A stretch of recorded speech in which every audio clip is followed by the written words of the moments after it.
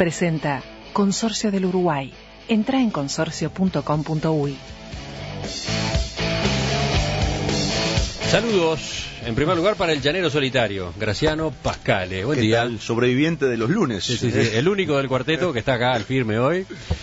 Sigo con los saludos, esta vez para Oenir Sartú, que ha sido trasladado, adelantado del jueves al lunes. ¿Por esta semana o...? Sí, como después te vas, ¿no? Te agarramos a tiempo. Bueno, sí, buen día. El Sapo Sass, Diego Sass, que vuelve a estas mesas también. ¿Cómo te va? ¿Cómo andan? Ese sí que es otro adelantado. También. Lo hacemos madrugar, porque habitualmente llega a la radio bastante más tarde, ¿no? 10:30, 11. Bueno, y por último, el tercer invitado, que en esta ocasión es un invitado debutante, Guillermo Sicardi. ¿Qué tal, Guillermo? Buenos días.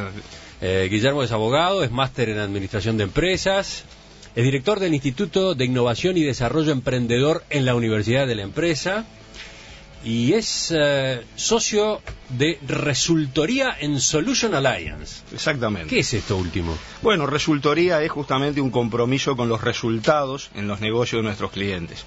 Nuestra misión es lo decimos y lo hacemos, porque lo que sucede con la típica consultoría es que se le deja a la persona hacer las cosas por sí mismo. Ajá. Nosotros los acompañamos en el proceso de cambio y ajustamos también nuestros honorarios a los resultados. De ahí que el nombre resultoría. Bueno, vamos a ver qué resultados tenemos con Guillermo como tertuliano. Para empezar va a tener que recibir una factura por el aviso que se acaba de pasar. Me parece que la radio le va a pasar una generosa factura. Alguien le estará reaccionando abajo en el departamento comercial. Y alguien va a tener una comisión además también. Obliga. Vamos al primero, Hablando de comisiones. Bueno, vamos al primero de nuestros temas esta mañana.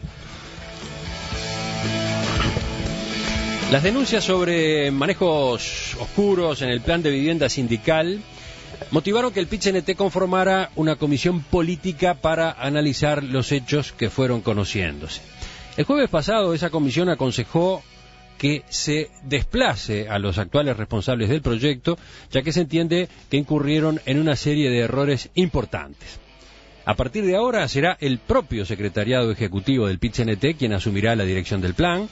De todas formas, la comisión ratificó que, entre las faltas detectadas, no se encontró ningún acto ilícito que pueda ser imputable a algún integrante del PIT-CNT en cuanto a eventuales vínculos con los gestores, esos gestores de los que se habló tanto y que pidieron coimas millonarias a algunos empresarios de la construcción para otorgarles contratos del plan de vivienda sindical.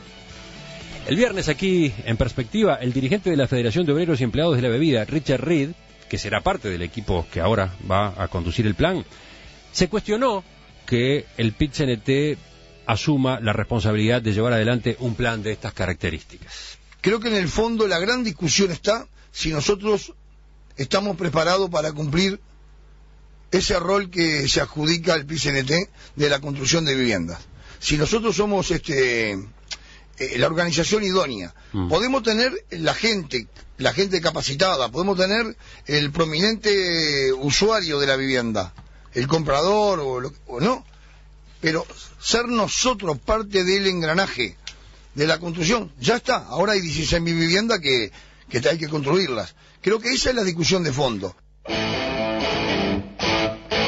Bueno, ¿cómo han estado siguiendo ustedes este tema? Lo evaluamos ahora que ya se han tomado decisiones. ¿Quién empieza?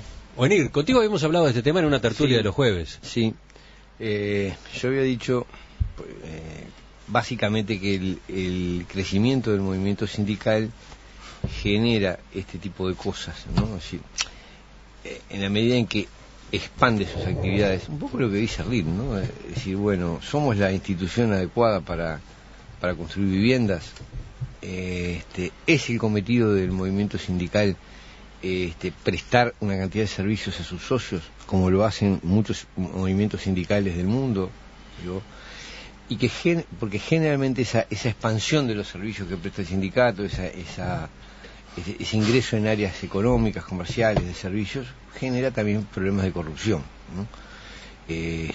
Y o ineficiencia. Sí, pero sobre todo me parece que pudre la cosa. ¿Sabes por qué lo decía? Porque hubo dos ideas que se manejaron hace poco tiempo en el PIT-CNT y que después no prosperaron. aquella de tener una especie de almacén o supermercado una que vendiera a precios de referencia para bajar los precios de los productos de primera necesidad, etcétera. De eso se habló y no se concretó. Una agencia que realizara préstamos a los trabajadores a tasas más convenientes. Un banco. También se manejó y sin embargo quedó por el camino. No, ese es un poco... también me lo planteo como pregunta, ¿no? Es decir, uno dice, bueno, por un lado... no me parece mal que una organización de trabajadores desarrolle o le proporcione a los trabajadores servicios que si no se los proporciona a quien les está ganando muchísimo más. El problema es cuáles son los efectos que a la larga traen en la organización sindical, que históricamente son complicados, comparativamente, ¿no? en el mundo. Graciano.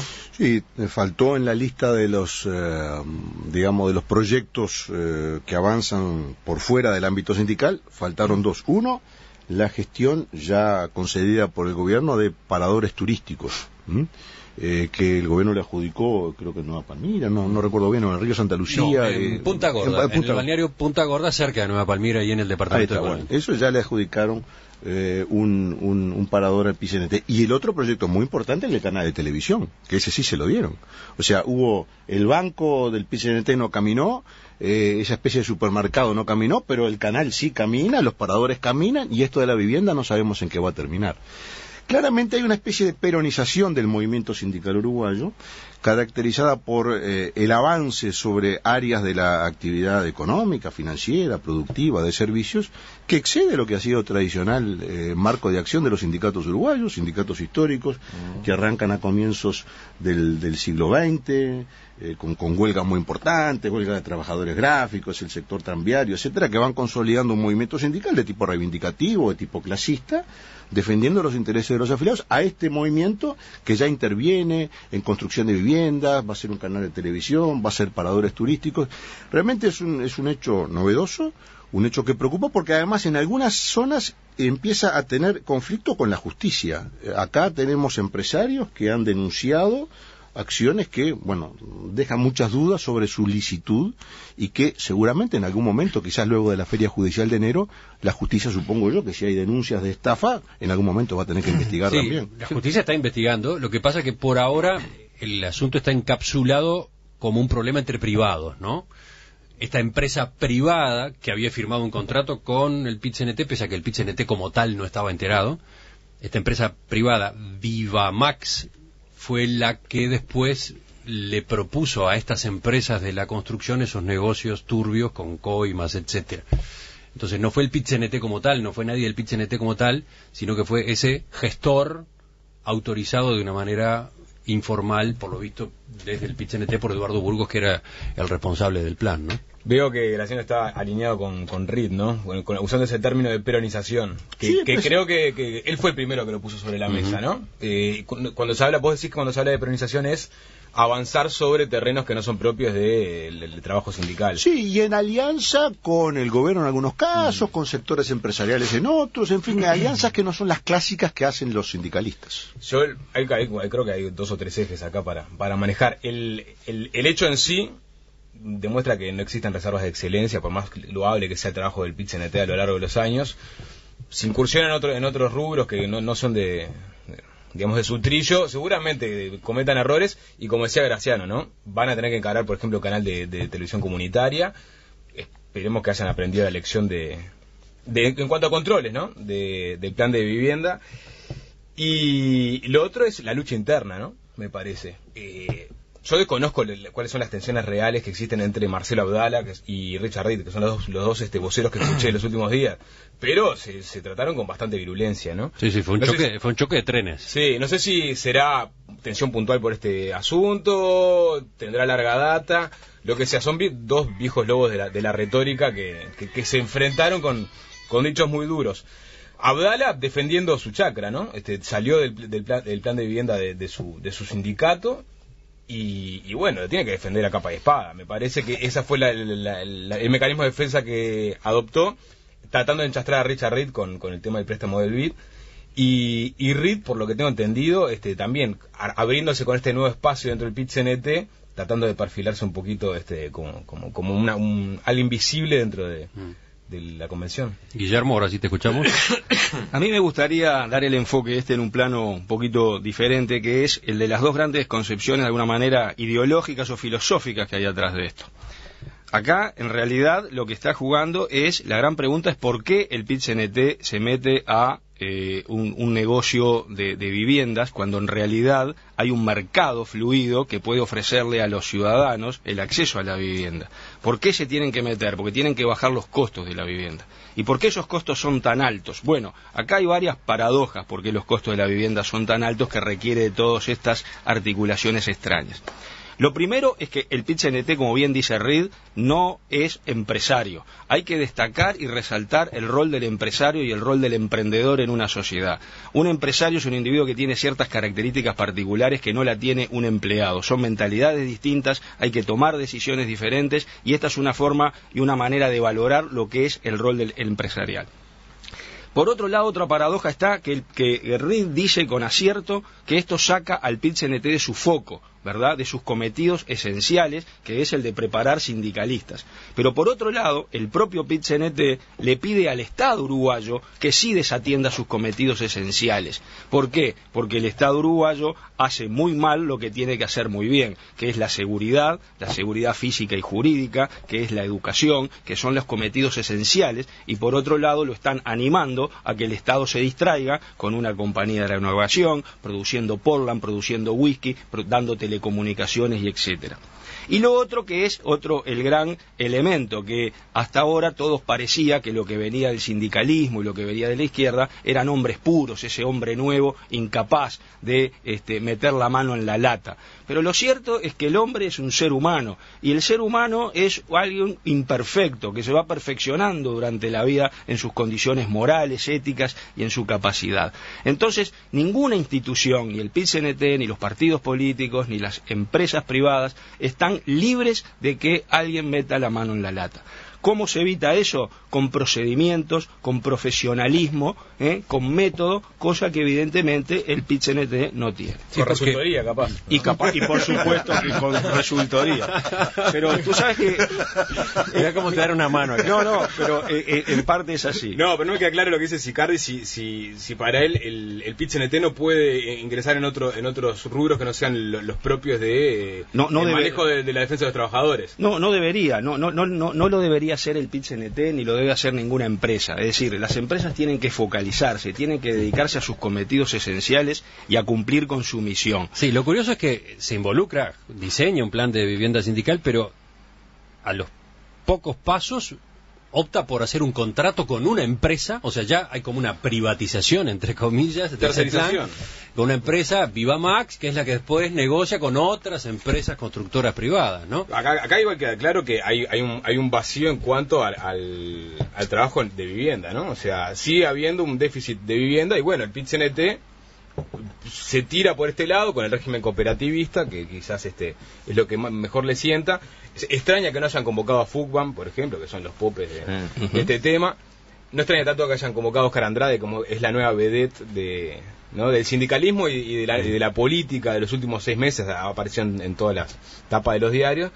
Pero no me parece mal que el PIT-CNT trate de atender una situación que es deficitaria por otro lado. El gobierno se hace cargo, bueno, los trabajadores tienen derecho a una vivienda digna, y bueno, tratemos de hacerlo de la mejor forma. No lo han hecho, por lo visto, pero no me parece que está mal. El comunicado de la semana pasada de esta comisión política se detiene poco en una parte de la responsabilidad que estuvo, como reconocía Richard Reed, en el propio secretariado. El secretariado se desentendió, se distrajo. Burgos cometió una serie de errores importantes, se dice ahora, pero a Burgos se lo dejó actuar de esa manera, ¿no? Ineptitud por todos lados, ¿no? Me parece que... Ahora se reacciona, ahora el secretariado mismo se pone al frente de la cosa. No, yo creo que hay que deslindar la viabilidad, o el derecho de cualquier organización sindical a emprender distintos tipos de actividades. Yo creo que sí lo tienen, siempre que sean... Es decir, que todo lo que sea beneficioso o promocional para sus afiliados, cualquier sindicato. De hecho, hay lugares donde los servicios médicos han estado a cargo de Argentina, sin ir más lejos, así. El equivalente a nuestras mutualistas son las obras sociales que administran los sindicatos, ¿no? y en algunos casos tienen sistema de salud muy bueno. Dando amplio cauce a situaciones que muchas veces lindan con la ética. Es algo que yo quería decir, que me parece que una cosa es el concepto de que se presten ciertos servicios y otra cosa es el efecto práctico. Yo creo que cuando esas cosas se hacen habría que tener controles muy firmes. Igual los controles suelen fallar, ¿no? Los controles suelen fallar. Y esto me lleva a una reflexión que también el otro día llegábamos a plantearla, ¿no? Y es, ¿cuál es el cometido de los sindicatos? Históricamente nuestros sindicatos tenían un propósito de cambio social y político. Creo que hay una modificación en eso, es decir, los sindicatos se ven ahora a sí mismos como un eslabón más en la gestión del país, es decir, negocian con el gobierno, negocian con las empresas, establecen los salarios, es decir, de alguna manera no está tan vigente ese sueño de cambio social, esa utopía de cambio social, y eso unido al movimiento de dinero es peligroso. Es decir, cuando se pierde la ilusión o la utopía y se maneja mucho dinero, el resultado es complicado. Sí, yo quería recordar experiencias en el pasado de construcción de viviendas por sindicatos que no tienen nada que ver con esto. Esto es una gran masa de viviendas, se habla hasta de 16.000 viviendas gestionadas por una empresa tercerizada. Incluso se menciona en ese grupo de personas vinculadas un empresario que estuvo en negocios con Venezuela, que también quedó bajo un manto de sospecha en su momento, casas prefabricadas que no sé si se armaron, si no se armaron, en fin, quedó todo bajo una nebulosa, un negocio raro. Pero los sindicatos sí tuvieron una experiencia positiva en materia de autoconstrucción de viviendas.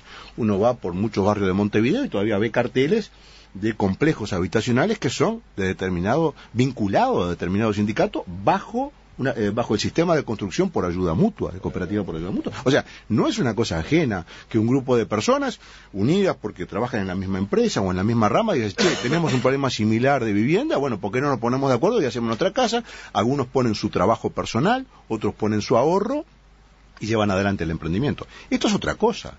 Esto es un plan de tipo empresarial donde el plan tiene dos componentes. Una parte que es la mayoritaria, como destacaba Marcelo Abdala en la entrevista que hicimos con él hace un tiempo, se centra en cooperativas de vivienda. Efectivamente, apoya su funcionamiento en cooperativas de trabajadores que incluso aportan su propio trabajo.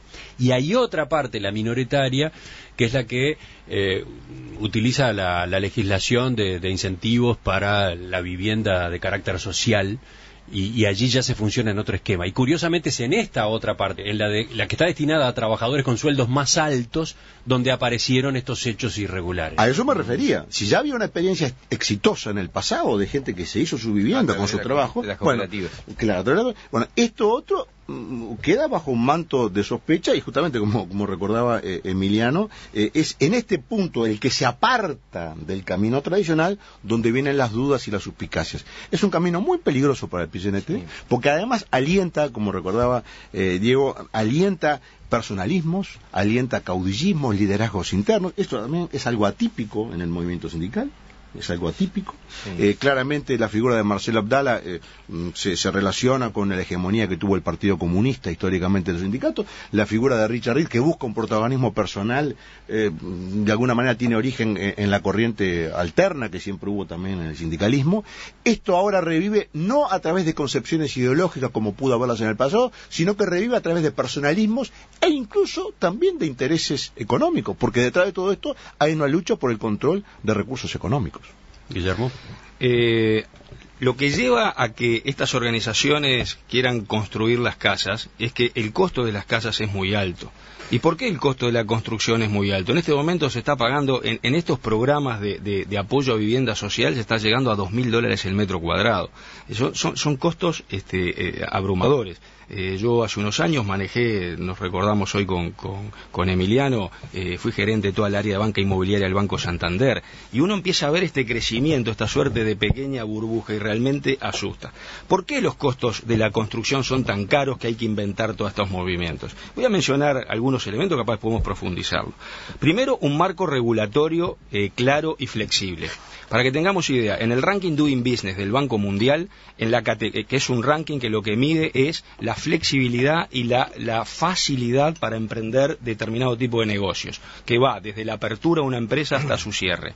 En la categoría permisos de construcción, Uruguay está en el lugar 152 de 189 economías, es decir, un desastre. Eso incrementa los costos por la burocracia de hacerlo. Segundo elemento, los materiales de construcción. Uruguay es caro. Recién escuchábamos el reportaje al economista Javier de Deloitte, que dice que Uruguay está caro en absolutamente todo, y también está caro en los ladrillos y está caro en el Portland. Ahora repasé bien y entendí de qué estabas hablando. Sí, el análisis económico de 8:30. Ahora de la mañana lo venía escuchando y decía justamente que Uruguay está teniendo inflación, que está teniendo costos altos, que perdió competitividad un 40% con Argentina y un 25% por Brasil y también con Estados Unidos. El tercer elemento, paradójicamente, ¿por qué una vivienda es cara? Es por la mano de obra. La mano de obra es un 50% aproximadamente de la construcción de una vivienda. Entonces, por un lado, el PIT-CNT ha empujado a que un peón de la construcción gane 20.000 pesos, lo cual es muy lindo para el peón, pero es espantoso para el que tiene que comprar la casa, porque tiene que pagar ese costo de mano de obra. Y paradójicamente, lo que procuran abaratar las obras es con tecnologías de la construcción para evitar mano de obra. Entonces, es ridículo. Después también hay todo un tema de gastos de intermediación. Hace un tiempo escribí una columna en Búsqueda que se titulaba Los otros empleados públicos. ¿Quiénes son los otros empleados públicos? Los escribanos públicos, los contadores públicos, los despachantes de aduana. Toda una serie de individuos que en realidad no trabajan para el cliente, trabajan para el Estado. Entonces, allí los costos de intermediación en cualquier compraventa de un inmueble se van fácil al 10%. Impuesto a las transmisiones patrimoniales, etcétera. Y después un sistema judicial realmente lento y pesado que ha dado tantos derechos, la legislación, a la parte supuestamente débil, que es el deudor y que es el inquilino, que eso todo encarece. Cuando yo calculaba los costos de la tasa de interés para dar un préstamo, incluíamos un costo de recuperación del activo, porque lo que hay que pensar es que alguien no pague. Entonces, si yo demoro 6 meses, 1 año o 2 en recuperar una propiedad, todo eso va cargado al costo de la vivienda. Entonces, paradójicamente, los dos grandes enemigos del costo de la vivienda, los sindicatos por la mano de obra cara, por las regulaciones excesivas, y el Estado, ahora parecen ser los dos que van a salvar el problema. Es increíble, es como que el lobo venga a salvar a las ovejas. Me parece que van por camino diferente. Está bien que entiendas que es mano de obra de cara. 20.000 pesos me parece que no es para nada un sueldo disparatado, ¿no? Más bien que es el mínimo que uno puede esperar. Está bien, está bueno el punteo que hiciste, pero que sean los culpables del encarecimiento de la vivienda exclusivamente el sindicato, el PIT-CNT, me parece que no el único, el sindicato y el Estado, pero no le cargaré las tintas, capaz que le cargué un poco más las tintas al Estado que a los sindicatos, ¿no? Porque que ellos ofrezcan la mano de obra cara no me parece cara la mano de obra. La verdad que 20.000 pesos para vivir, justamente decías, el país está caro en todos los rubros. Con 20.000 pesos, ¿cómo haces para pagarte un alquiler? ¿Cómo haces para comprar la comida el día a día? Me parece que no es caro 20.000 pesos, ¿no? Desde la audiencia, bueno, ha habido unos cuantos aportes, pero había quien preguntaba de dónde salía el dinero, ¿no? Ignacio pregunta, lo que no me queda claro es si el dinero para el plan de vivienda sindical viene de los aportes de los propios trabajadores o si una vez más se trata de usar mal, por decirlo de manera delicada, dinero del Estado. Bueno, por lo que han explicado los dirigentes del PIT-CNT, acá se están utilizando préstamos que tienen dos orígenes. Hay préstamos del Estado, efectivamente, y préstamos de algunos bancos privados que participan del plan. No es el PIT-CNT como tal quien pone el dinero. Bancos privados, no escuché banco hipotecario y préstamos de la Asociación Nacional de Viviendas y del Ministerio de la Agencia, perdón. No, y también se ha mencionado al Bandes, en particular al Bandes. Al Bandes es un banco privado muy particular, ¿no? Y el Ministerio, ¿no? El tema da para bastante más porque hay oyentes que también cuestionan alguna terminología que se ha utilizado acá. ¿Por qué hablan de peronización del movimiento sindical uruguayo y no de europeización? O mejor aún, nordización. En el norte es habitual que los sindicatos desarrollen actividades como estas que ustedes están criticando que el PIT-CNT haga. Sin duda. Lo dice más de un oyente. Sin duda.